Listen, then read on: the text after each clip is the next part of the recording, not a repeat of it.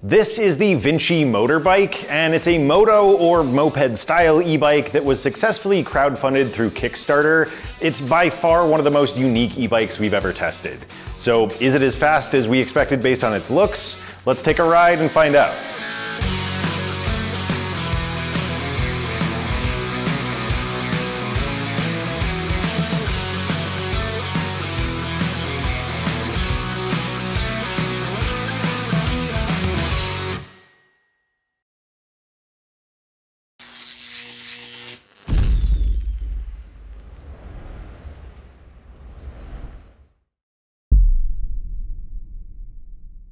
Welcome to Electric Bike Report. My name is John. Please make sure to hit that subscribe button before we jump in, as we make it a point to go deeper than any other e-bike review channel out there. If you're on the lookout for an e-bike, you'll definitely want to stay up to date on all of our new videos. And if you decide to make a purchase, please use our affiliate link in the video description to help support us at no additional cost to you. We put a ton of hard work into our reviews, and we couldn't do it without your help. Business aside, let's get into the fun stuff and talk about what makes the Vinci Motorbike unique, starting off with its custom design. The frame is aluminum alloy, and the lower section uses pretty simple and solid construction, but the upper part adds in this sort of torpedo-like rear housing that holds a removable 48-volt 720 watt-hour battery with an integrated taillight. The section in front of the saddle is an aluminum housing over the frame with cutouts for the 730mm mid-rise handlebars and room for a huge 2300 lumen headlight. I think the cable management here could be cleaned up a bit further, but overall, we haven't seen anything quite like this before, and as a designer myself, I have to say this bike looks awesome, and it definitely got some good looks during our testing. To answer my opening question of whether this bike is as fast as it looks, yeah, it definitely is. The Vinci has a 750 watt rear hub motor from iWool, and it can hit speeds over 30 miles per hour with either its throttle or pedal assist system. It also has some serious uphill power that we saw in our hill test, but we'll talk about the specifics of that later on. So this bike looks good, it's fast, and it climbs hills really well, but let's run through the rest of the specs and components. Our contact at Vinci said that the production model is similar to our test bike, so I'll cover what we have, but just keep in mind that the exact components may differ slightly on the bike that shows up to your front door. To touch back on the battery, the integrated taillight functions as a brake light, and it includes highly visible turn signals. And a second battery with 624 watt-hours of capacity can be added to the mounts on the down tube. The bike has 20-inch alloy wheels with the motor integrated into the rear. There are 20 by 4-inch Chaoyang fat tires with knobby tread. There's a 7-speed Shimano tourney drivetrain with a 44-tooth chainring and a 12 to 28-tooth cassette.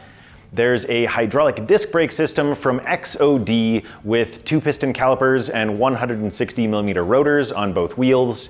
And then there's a full suspension with a lockout fork from Mozo with 60mm of travel and an EXA Form A5 shock on the rear with 20mm of stroke. There are alloy fenders on both wheels, there's a custom saddle, and then we can move up to the cockpit. There's a full color display integrated into the front housing. The bike has a control panel and a bell on the left handlebar.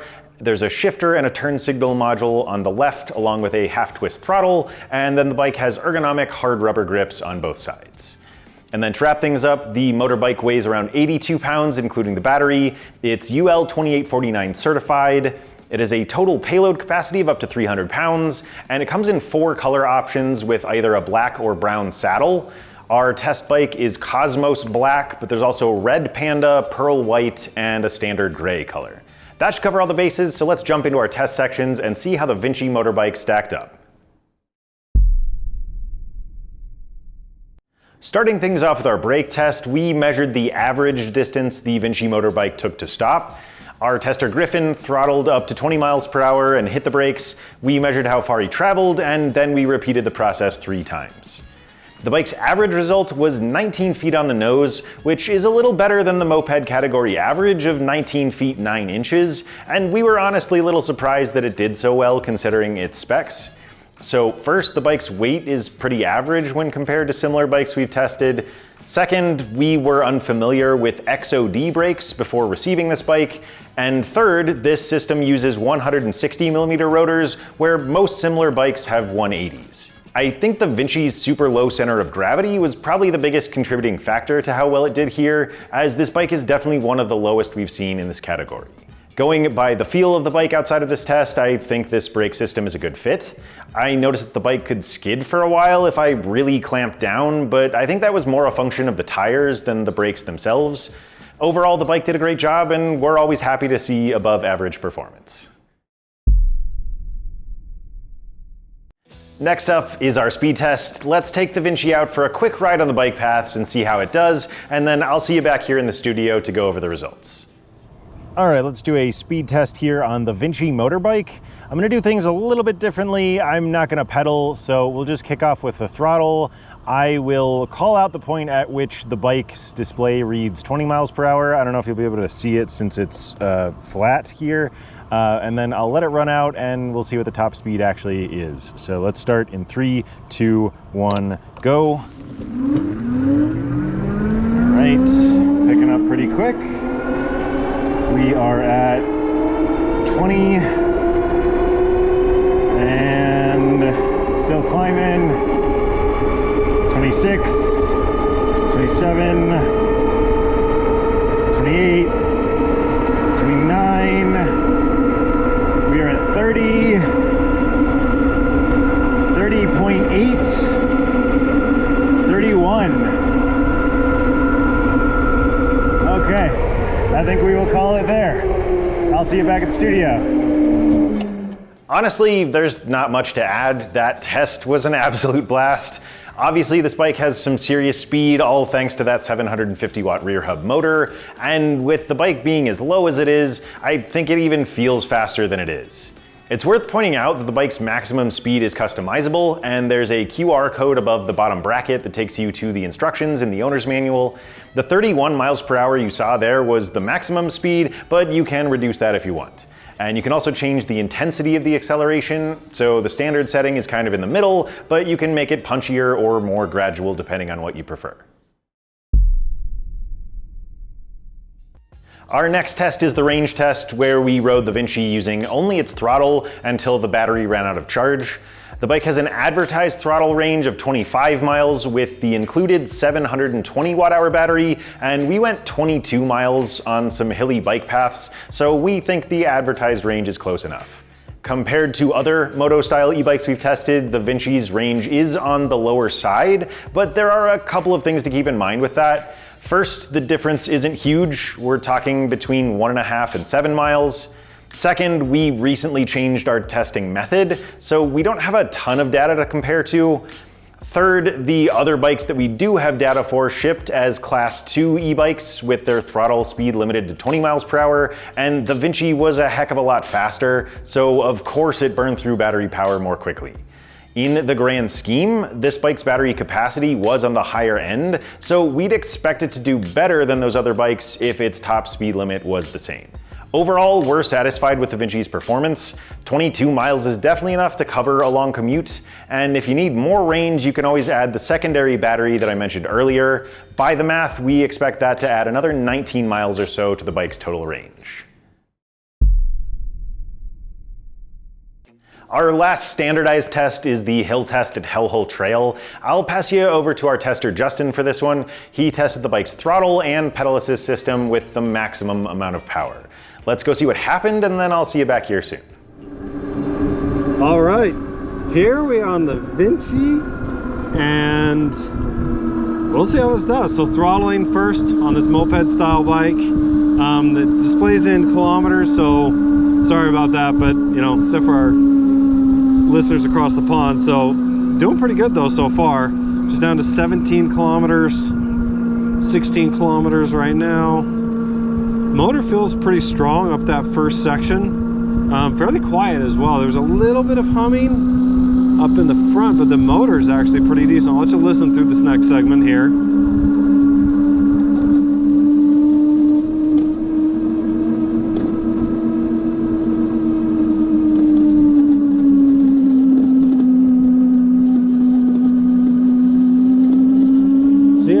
I'd say is actually fairly quiet. I think some of this plastic up front is actually vibrating a little bit. Might check on that, but held really good through that. Down to 17, 18 kilometers. booking up this thing. I don't think it's going to be the king of the hill, but it's going to be a pretty darn good result. Yeah, super fun so far. So we'll see how this does and turn around and do the pedal test.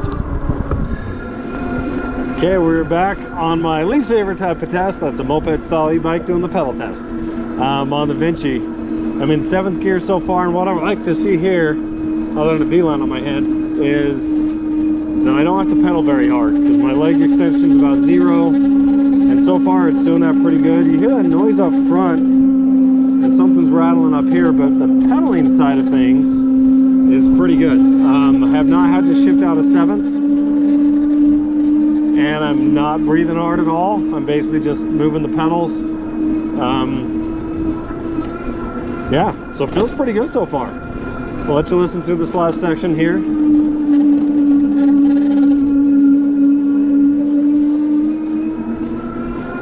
I mean, yeah, didn't drop much below 20 kilometers pedaling, and I think we're gonna have a pretty good result. So overall, really been happy about the bike. I've been checking out that rubbing. But you can definitely fly on this thing. So let's go to the tape and see if it's going to challenge some of our top performers. I was actually at the top of the hill when the Vinci came screaming up on the throttle test, so it was no surprise that the bike was faster than average in both tests. Justin finished that one in 1 minute and 17 seconds at an average of 14.1 miles per hour, and his pedal test results were 1 minute and 13 seconds at 14.9 miles per hour. Our data changes somewhat with every new bike that we test, but at the time of filming, the average results for the moped category are 1 minute and 27 seconds on throttle and 1 minute and 21 seconds pedaling, making the Vinci 8 to 10 seconds above average. This is another instance where the bike's performance was actually better than we expected. It's a little heavier than average, it has knobby tires, and its motor's peak of 73 Newton meters of torque is a little below average, so it has some things working against it. But the bike's faster than average speed likely gave it a good head start, and its more aerodynamic shape and riding position seemed to also give it an edge, as we've seen wind resistance make a pretty big difference with other styles of bikes. Regardless, the Vinci can clearly motor up some hills without the need to pedal, so if you're looking for a bike that can do all the heavy lifting for you, consider that box checked. We've talked about all kinds of numbers and measurements, but how did the Vinci Motorbike feel to ride? Let's take it out one more time and discuss some of the basic elements of ride quality, and then we can dive a little deeper back here in the studio. Alright, so the Vinci Motorbike is of course a moto or moped style e-bike, and I'll try to describe the riding position here.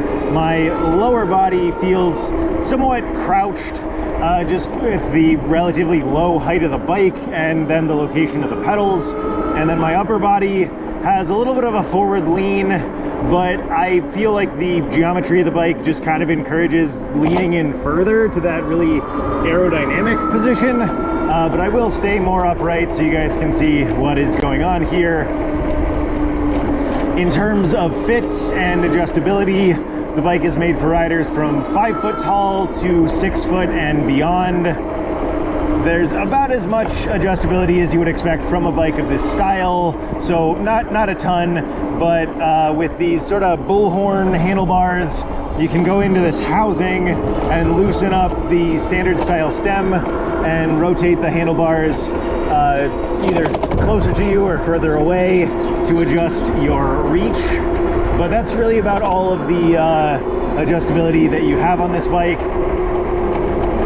There's a full suspension, so there's a fork up front made by Mozo with 60 millimeters of travel, and then a rear shock made by EXA with 20 millimeters of stroke on the rear.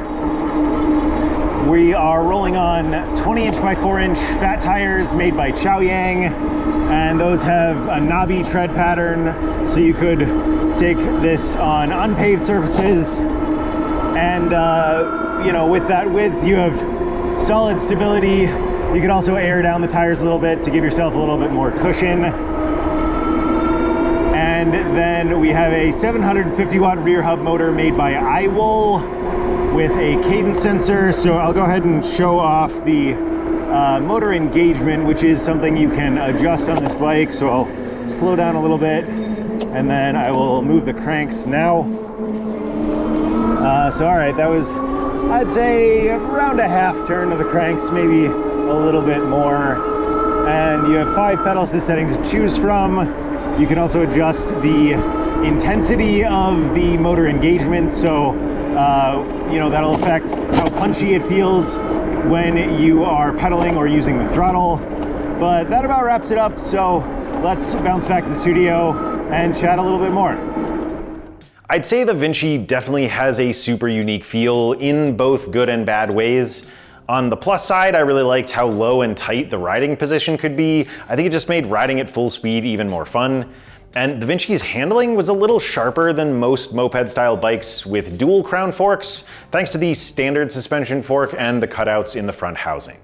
I've got to give some credit to the brand's founder for doing something different with this bike, and I think those cutouts were a very creative solution to the steering problem. But at least for me, there were some trade-offs with this unconventional design, mostly in the comfort department. Some of our other team members didn't have any problems, but I ended up feeling fairly cramped because of the bike's smaller size and its crouched riding position, and I'd have liked more support on the back end of the saddle where most of my weight was resting. But that in mind, you might have a different experience depending on your size and weight. There were a few hiccups we encountered with our test bike. You might have noticed in our GoPro clips that there were some unusual rattles and vibrations from the front end, and the screws holding that together ended up coming loose and falling out during our testing. Obviously, that's not what anyone wants, so we hope the assembly process gets tightened up, pun intended, but the company owner has been extremely responsive in trying to solve the problem and was even confident enough that ours was a one-off issue that he offered to send us a new bike. It's clear to us that customer service is a big focus, so we'd expect a pretty quick resolution in the unlikely event that any issues arise. But otherwise, I've got to say I was a really big fan of this bike's lights. 2300 lumens on the headlight is pretty crazy, and I think this is one of, if not the brightest that we've ever seen. I'm also pretty big on safety features like brake lights and turn signals, and I was really happy to see that both of those were A, here, and B, also really bright and visible.